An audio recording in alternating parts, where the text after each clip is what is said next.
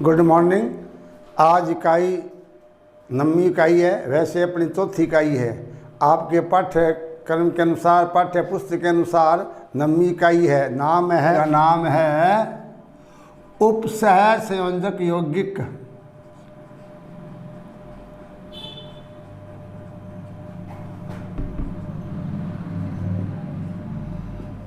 इसे बोलते हैं कोऑर्डिनेट कंपाउंड।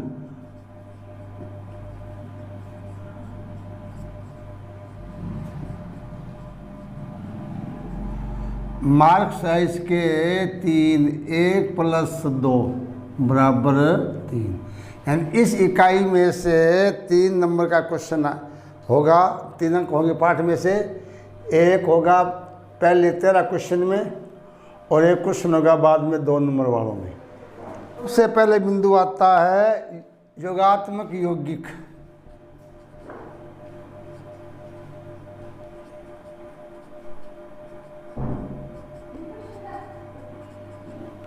देखिए, आप जानते हैं सामान्य यौगिक क्या है।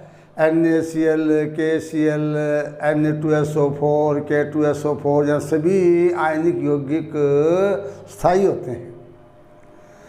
अब क्या है, इन स्थायी यौगिकों को एक सरल अनुपात में, एक आणविक अनुपात में मिलाकर वाष्पित करें तो नए पदार्थ के क्रिस्टल बनते हैं। इन्हीं नए पदार्थों का नाम दिया गया है योगात्मक यौगिक।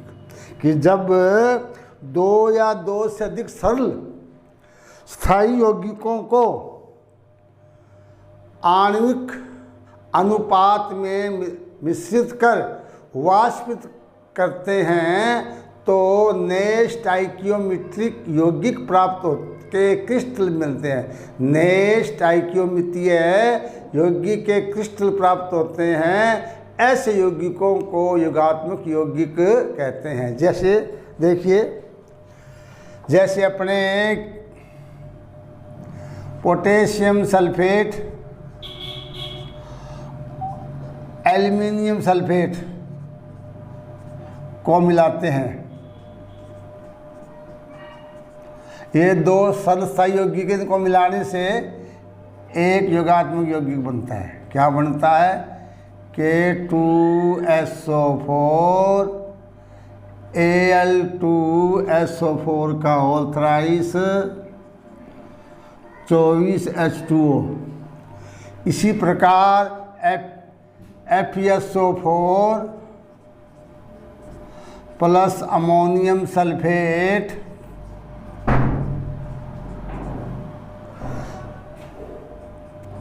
प्लस जल, क्योंकि जल के मिलाने पर इनका वाष्पन होता है। इससे बनता है FeSO4 अमोनियम सल्फेट। इसी प्रकार पोटेशियम क्लोराइड, मैग्नीशियम क्लोराइड और जल,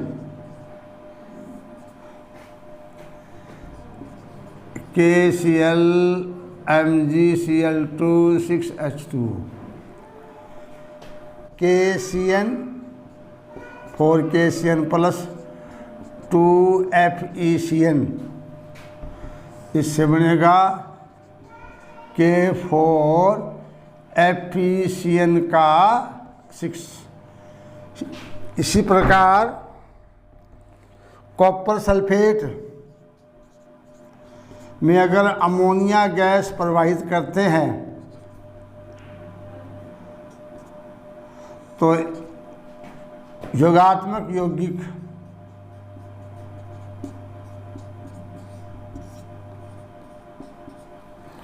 और अंत में KCl प्लस AgCN, KCN, इनको मिलाने से KAgCN का 2 है। अब मैंने 2 तरह के योगात्मक यौगिक लिख दिए। ये तो होते हैं द्विक लवण,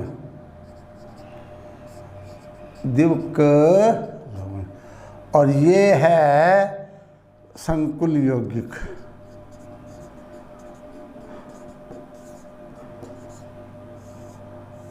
इसको उपसय संयोग यौगिक भी कह देते हैं। अब देखिए, यानी एक बात याद रखें कि दोनों ये योगात्मक यौगिक हैं।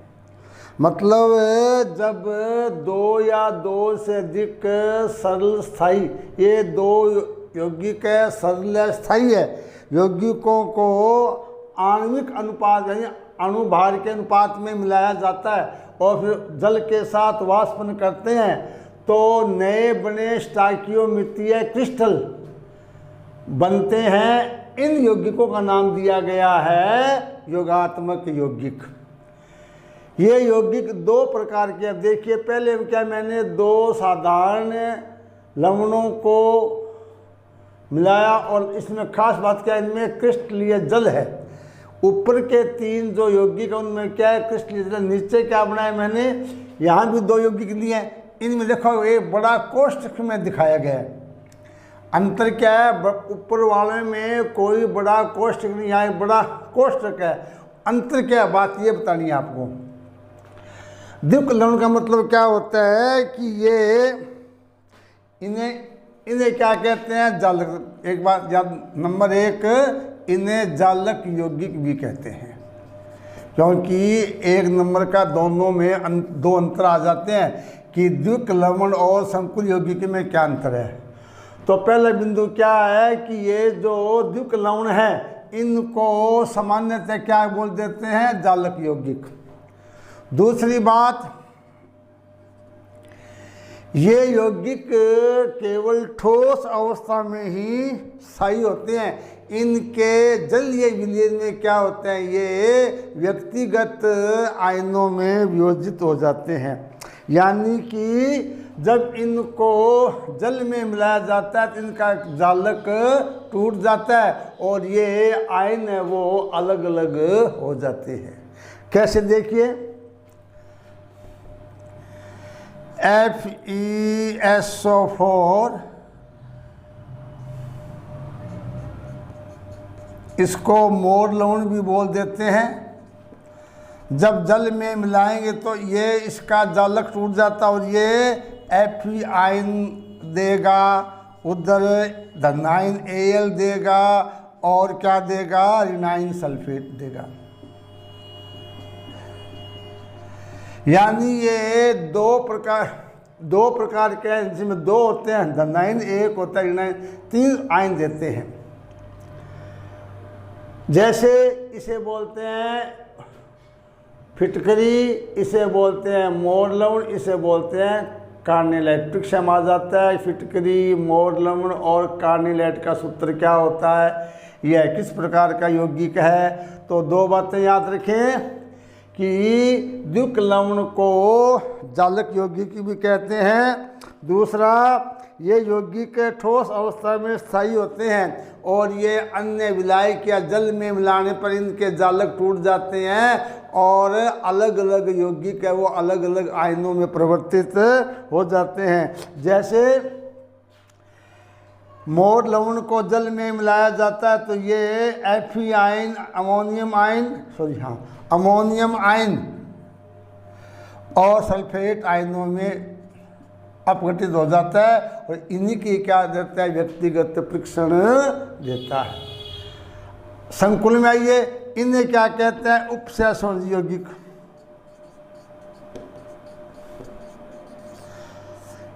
जैसे द्विक यौगिक का नाम क्या दिया हमने, जालक यौगिक।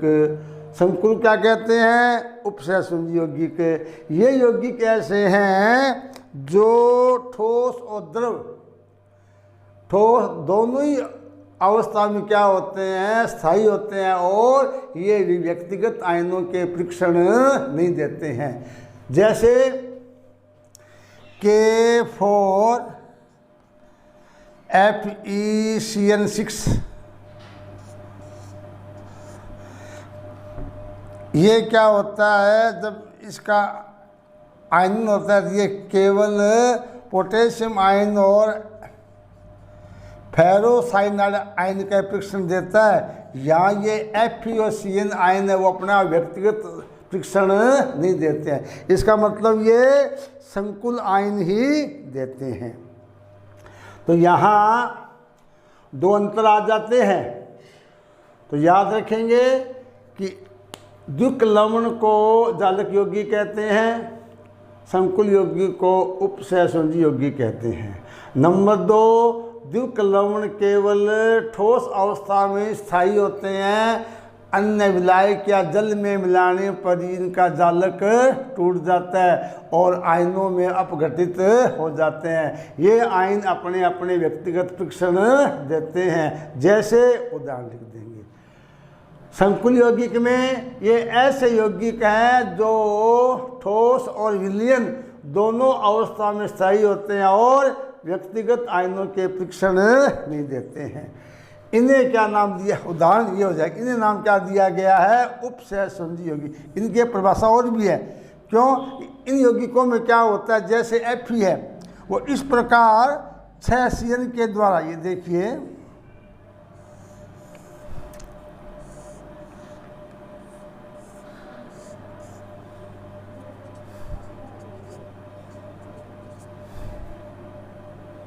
CN, NC,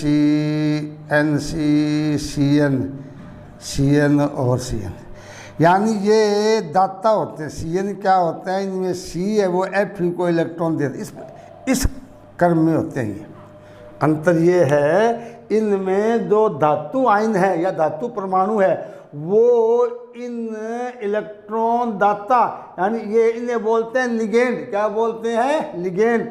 ये उदासीन या ऋणायन या धनायन होते हैं जिनमें कम से कम एक एकांकी इलेक्ट्रॉन युग्म होता है। उस युग्म को केंद्रीय धातु को देकर एक उपसहसंयोजी बंध का निर्माण करते हैं। ऐसे यौगिक क्या कहलाते हैं, उपसहसंयोजी यौगिक कहलाते हैं। अर्थात ऐसे यौगिक जिनमें केंद्रीय धातु परमाणु या आयन 2 या 2 से अधिक ऋणायन, धनायन या उदासीन अणु ब्रैकेट में लिगेंड के द्वारा उपसहसंयोजी बंध से बंधित होते हैं, उपसहसंयोजी यौगिक कहलाते हैं। ये देखिए, ये CN में C इलेक्ट्रॉन युग्म प्रदान करता है, ये दाता है, इसका नाम दिया गया है लिगेंड, और ये है धातु आयन। तो धातु आयन और लिगेंड से बने यौगिक जिसमें लिगेंड धातु आयन को एकांकी इलेक्ट्रॉन युग्म प्रदान करता है, उपसहसंयोजी यौगिक कहलाते हैं। तो ये 3 परिभाषाएं आएगी। एक तो योगात्मक यौगिक जिसके 2 पार्ट हो गए, द्विक यौगिक और संकुल यौगिक। अब क्या है, हमें अध्ययन करना है उपसहसंयोजक यौगिकों का। हमारे पाठ्यक्रम में क्या है, उपसहसंयोजक यौगिक, पाठ का नाम यही है। तो अब शुरू होता है उपसहसंयोजक यौगिक। परिभाषा आपने कर ली। इस यौगिकों में मुख्य 2 पार्ट है, एक है धातु आयन और एक क्या है, लिगेंड। लिगेंड क्या है, उदासीन ऋणायन या धनायन है जो धातु आयन को एक इलेक्ट्रॉन युग्म देकर उपसहसंयोजी बंध का निर्माण करता है। तो इसमें पहला क्या है, केंद्रीय आयन।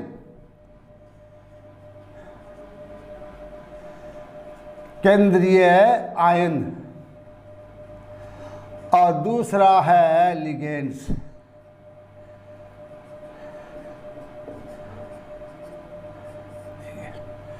तो अभी मैंने आपको इसकी परिभाषा बताई थी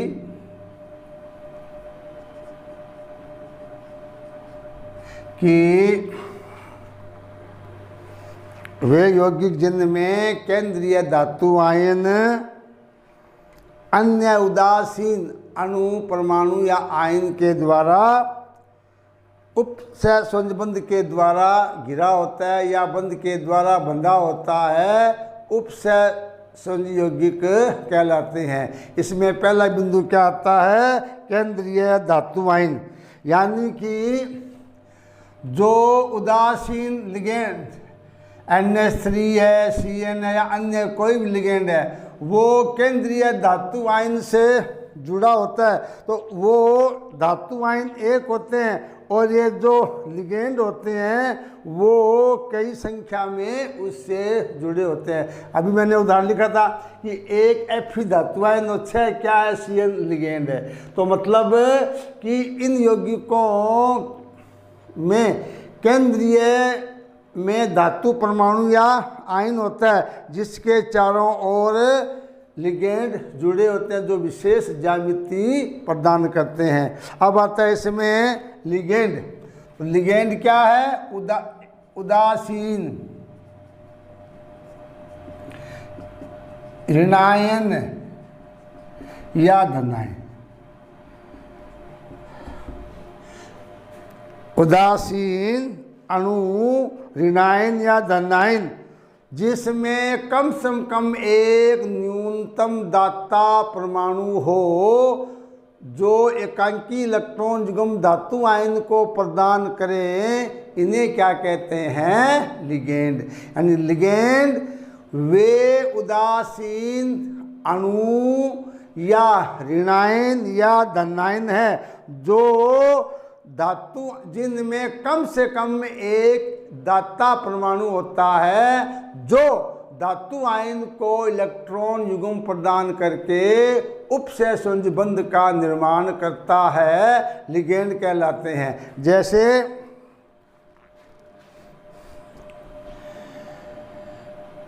Ag ion plus Cn minus. अब क्या होता है, ये जो Cn है वो Ag आयन को इस प्रकार, इसमें एकांकी इलेक्ट्रॉन युग्मता होता है तो ये इस प्रकार Ag को दे देगा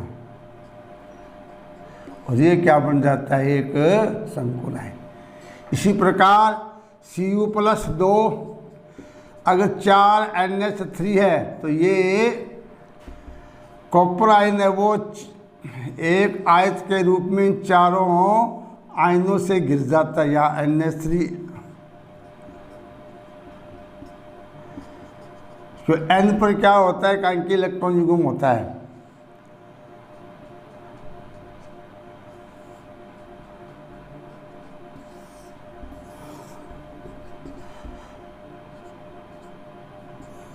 ये है, तो ये क्या है?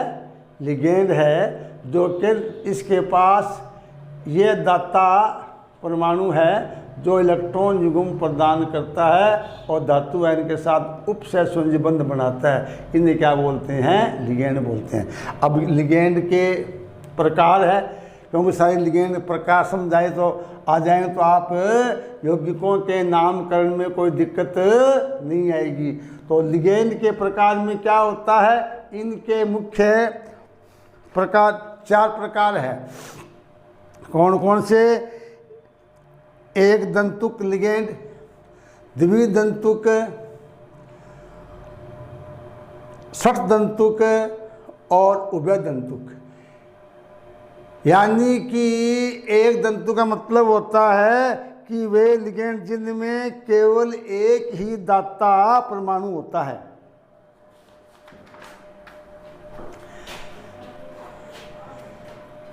एक दंतुक लिगेंड कहलाते हैं। जैसे ये 3 प्रकार के होते हैं: उदासीन,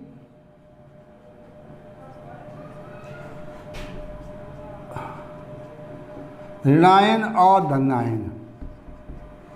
आपके 5-7 लिगेंड कोर्स में है, यानी कि या उदासीन से H2O या O क्या होता है? दाता होता है। CO या C भी है और कार्बन भी है। Cn, उसके बाद में Cl, F, Br, यानी कि जिनमें केवल एक ही दाता परमाणु जो इलेक्ट्रॉन देता है, युग्म प्रदान करता है, उसे क्या बोलते हैं? एक दंतुक। यानी कि ये सारे एक दंतुक लिगेंड है। कैसे? अमोनिया अणु में N दाता परमाणु है, फास्फीन में P है, ब्रोमाइड में Br है, फ्लोराइड में F है, क्लोराइड में Cl है, साइनाइड में C है, कोबाल्ट कार्बन मोनोक्साइड में CO में C दोनों ही है और H2O में O है। यानी कि उदाहरण आ जाता है कि एक उदासीन एक दंतु का उदाहरण। अच्छा ये तो लो ऋण अपने यहाँ ले लेंगे, ये 3 यहाँ से हटा दो। ये तो क्या है उदासीन PH3 और एक NH3। ये तो क्या मैंने क्या लिए केवल उदासीन। ये उदासीन ऐसे लिगेंड है जिनमें एक दाता परमाणु होता है। ऋणायन में CN, क्लोराइड, फ्लोराइड और ब्रोमाइड। धनायन में NO+। तो परीक्षा में आ जाता है कि एक दंतुक उदासीन लिगेंड, एक दंतुक धनायन लिगेंड नाइट्रोस होता है, एक दंतुक ऋणायन लिगेंड। तो ऋणायन में क्या हो जाएंगे, ये हो जाएंगे cyanide, chloride, fluoride, bromide, iodide, phosphide. बहुत से उदाहरण है। आप कम से कम आपको एक एक दो दो उदाहरण आपको याद होने चाहिए। तो पहला क्या था एक दंतुक, पहला हमने क्या किया एक दंतुक ligand.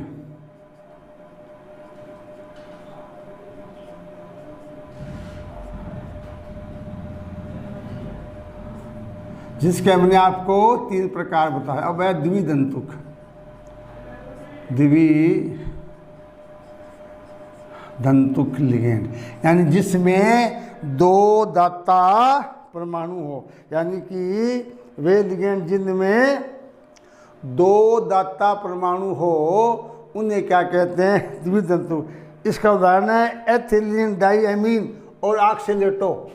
Ethylene diamine, ethylene diamine, CH2NH2, CH2NH2 ये क्या है द्विदंतुक लिगेंड है।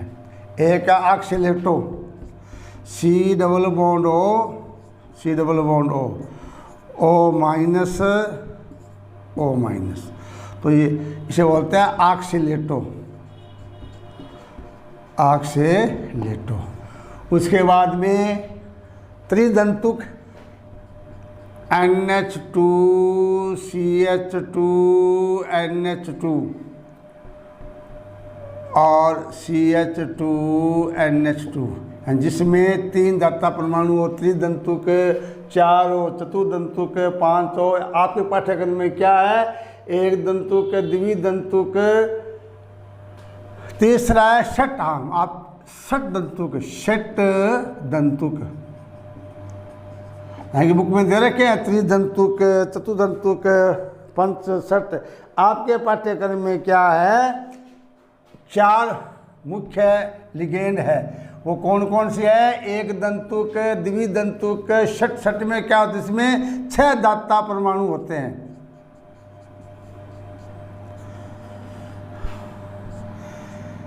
EDTA,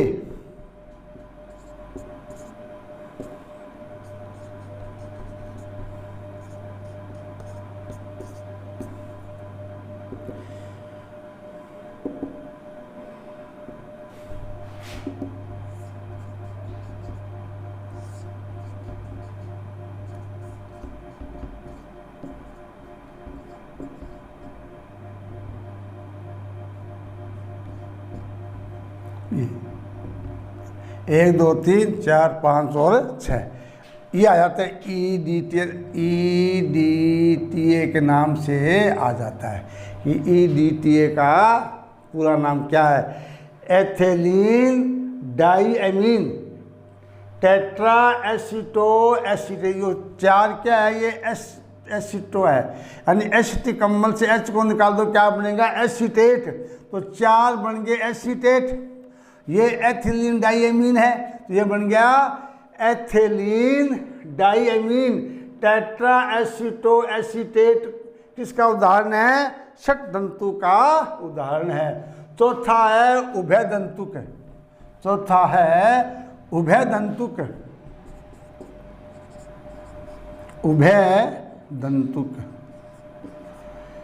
उभय माने दोनों, यानी कि ऐसे उदासीन या ऋणायन लिगेंड होते हैं जो धातु के साथ एक ही समय में एक ही इलेक्ट्रॉन युग्म प्रदान करता है, दूसरा परमाणु प्रदान नहीं करता है। वो अलग अलग परिस्थितियों में अलग अलग दाता के रूप में कार्य करते हैं। नाम दिया गया है उभय दंतुक, यानी कि एक दंतुक लिगेंड जिसमें एक से अधिक दाता परमाणु होते हैं, लेकिन धातु आयन के साथ एक ही समय में एक ही परमाणु बंध उपसे बंध का निर्माण करते हैं, उन्हें क्या कहते हैं?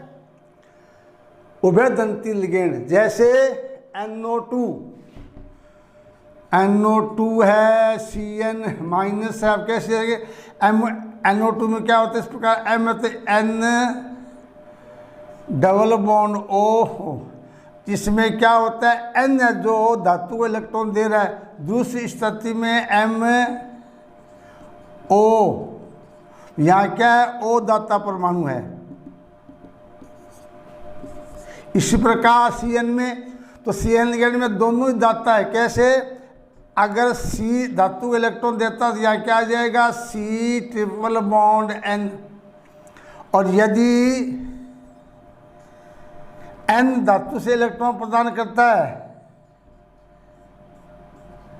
तो ये बन जाएगा इसमें। तो ये है, याद आता है, इस बार बोर्ड में आया था 2020 में कि उभय दंतुक लिगेंड का उदाहरण। तो उभय दंतुक लिगेंड में होता तो एक दंतुक लिगेंड है। क्यों? कि एक ही समय में एक ही दाता परमाणु है, वो धातु को इलेक्ट्रॉन युग्म प्रदान करता है। यदि N परमाणु से NO2 है, N दे तो इसे बोलेंगे हम नाइट्रो। अगर M धातु को इलेक्ट्रॉन युग्म देता है तो उसको नाइट्रो बोलेंगे। अगर O देता है इसे बोलेंगे नाइट्रोसो। इसी प्रकार अगर साइनाइड CN है, C धातु को इलेक्ट्रॉन युग्म देता है तो ये बोलेंगे हम साइनो, और यदि N देता है तो आइसो साइनो। यानी कि उभय दंतुक लिगेंड का मतलब ये हो जाएगा कि यद्यपि ये एक दंतुक लिगेंड ही है, लेकिन ये जब केंद्रीय धातु आयन के साथ बंध बनाते हैं तो केवल दोनों में से एक ही समय में एक ही दाता परमाणु बंध का निर्माण करता है। और चौथा एक नोट है, विशेष है, इसे बोलते हैं वलय लिगेंड, बोलते हैं किलेट लिगेंड। इसका ये प्रकार है, ई मान लीजिए।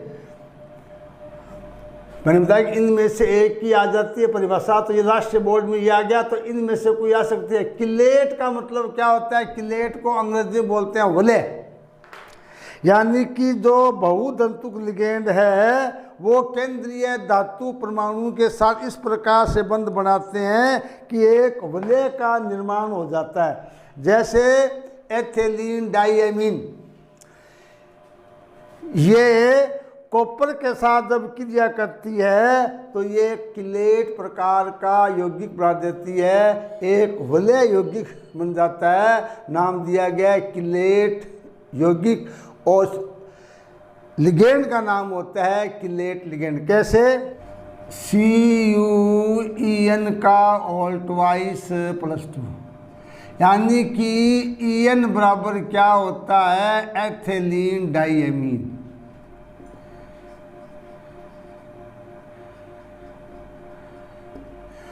तो ये क्या है? Cu को 2 ये लिगेंड, यानी 4 दाता उसमें परमाणु हो गए, तो चारों क्या इसको एक वलय का रूप दे देते हैं। कैसे? देखिए Cu,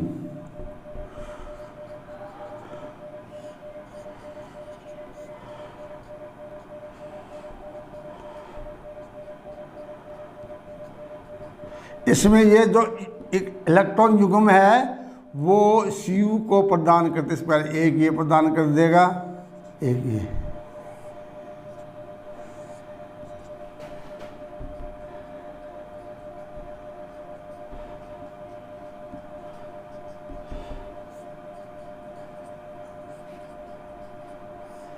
ये क्या बन गया, एक किलेट का निर्माण हो गया।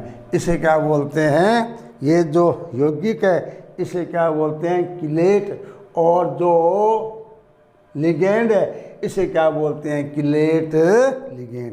तो आपको आज में क्या बात बताइए, ध्यान सुन लेंगे दोबारा फिर, तो नया इकाई है। पहला हमने बताया था योगात्मक यौगिक। योगात्मक यौगिक की परिभाषा, फिर मैंने 2 प्रकार बताए, द्विक लवण और संकुल यौगिक। द्विक लवण केवल ठोस अवस्था में स्थायी होते हैं, जलीय विलयन या अन्य विलायक में इनके जालक टूट जाते हैं और ये स्वतंत्र आयन देते हैं, जैसे मोर लवण है, फिटकरी है, कार्नेलाइट है, उदाहरण दे दिए। संकुल यौगिक ऐसे यौगिक होते हैं जो ठोस और विलयन दोनों अवस्था में स्थायी होते हैं। ये विलयन में व्यक्तिगत आयनों का परीक्षण नहीं देते हैं। फिर बताया उपसहसंयोजी यौगिक, जो पाठ का नाम है। ये ऐसे यौगिक है जिसमें केंद्रीय धातु आयन उदासीन ऋणायन या धनायनों के द्वारा उपसहसंयोजी बंध के द्वारा जुड़े होते हैं। क्या कहलाते हैं, उपसहसंयोजक यौगिक। इनमें 2 भाग होते हैं, एक तो केंद्रीय धातु आयन, दूसरा क्या होता है, लिगेंड।